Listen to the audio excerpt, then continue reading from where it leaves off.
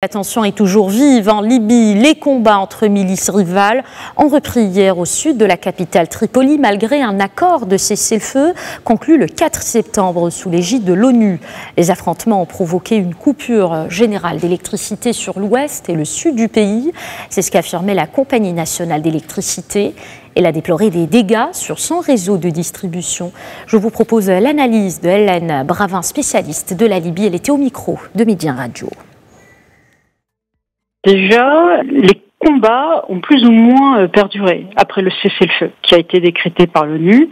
L'ONU est partie voir l'ensemble des chefs des milices et a décrété un cessez-le-feu.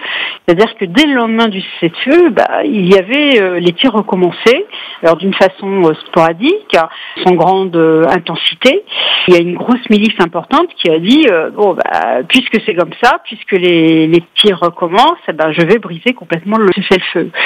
C'est le fait même de ces milices-là. C'est-à-dire depuis le début, elles se bagarrent pour des portions de quartier, pour des sites stratégiques, et puis pour la conquête du pouvoir. C'est-à-dire que certaines milices ne sont pas pour le gouvernement d'Al-Sarraj. Certaines de ces milices veulent le départ d'Al-Sarraj parce qu'elles n'ont pas été payées, parce que certaines milices appartiennent à des politiques, anciennement politiques.